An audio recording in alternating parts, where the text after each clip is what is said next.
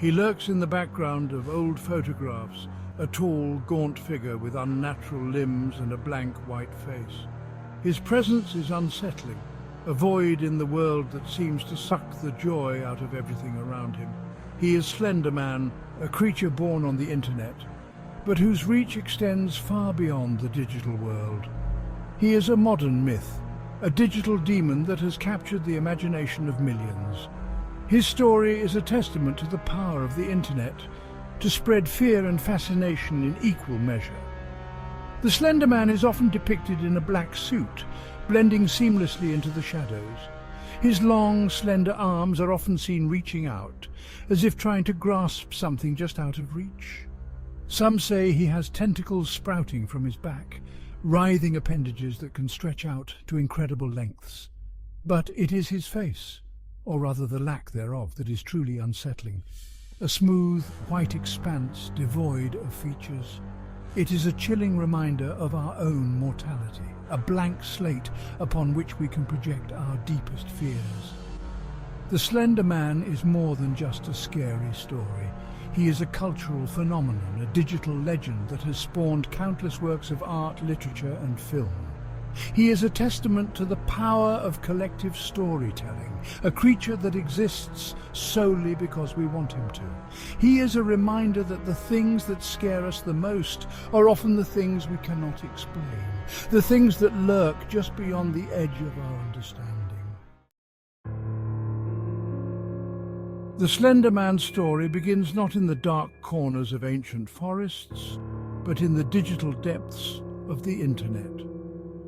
In 2009, a user on the forum Something Awful, known as Victor Surge, submitted 2 doctored photographs to a thread dedicated to creating fake paranormal images. These images, featuring a tall, thin figure lurking in the background, were accompanied by captions that hinted at a sinister, unknown entity. Thus, the Slender Man was born. The images quickly went viral, spreading like wildfire across the internet.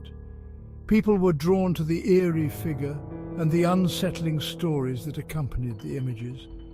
Soon others began to contribute to the mythos, creating their own images, stories and videos featuring the Slender Man. The creature became a blank canvas upon which people could project their own fears and anxieties, a digital boogeyman for the 21st century. The Slender Man's rise to internet fame coincided with the growing popularity of Creepypasta, a genre of online horror fiction that relies on word of mouth and digital sharing to spread.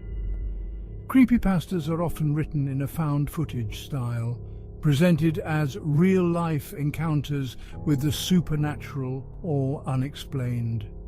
The Slender Man fit perfectly into this genre, his story spreading like a digital virus through online forums, image boards and video sharing websites. As the Slender Man's popularity grew, so too did his reach. He began to appear outside of the digital world, popping up in video games, movies and television shows.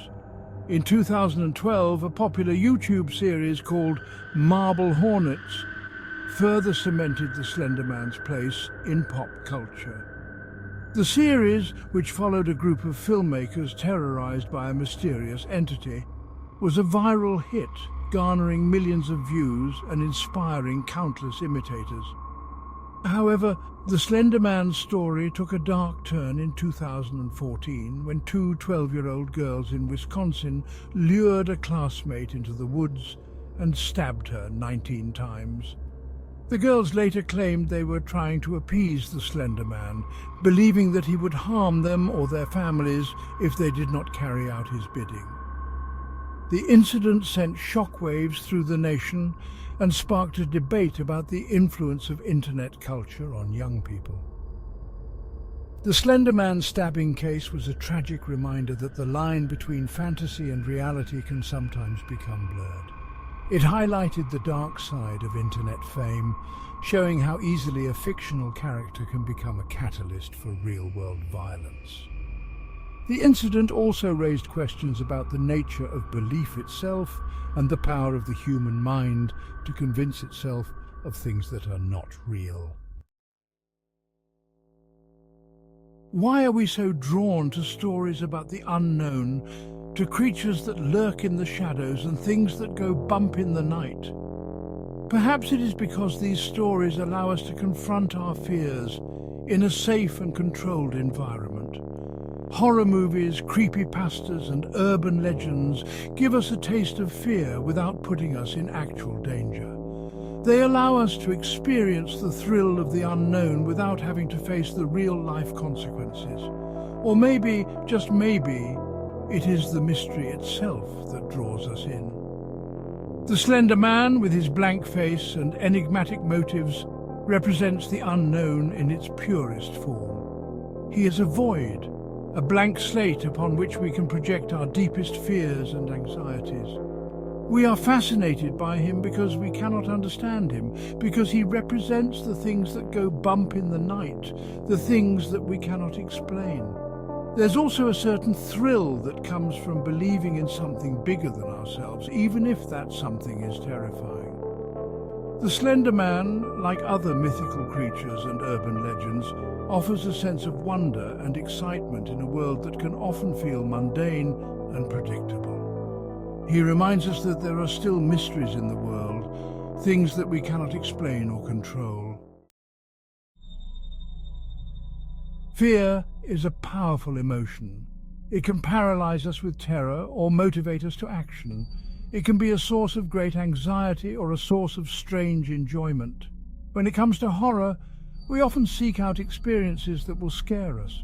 We watch horror movies, read scary stories, and tell each other urban legends, all for the thrill of being frightened. There are a number of psychological explanations for why we enjoy being scared. Some theorize that it triggers a release of adrenaline and endorphins, creating a natural high. Others suggest that it allows us to safely confront our fears and anxieties in a controlled environment. Whatever the reason, there is no denying that horror, when done well, can be a powerful and enjoyable experience.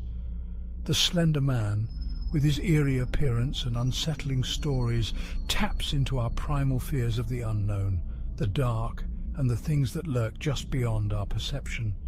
He is a reminder that the world can be a scary and unpredictable place, and that there are things out there that we may never fully understand. But perhaps that is what makes him so fascinating.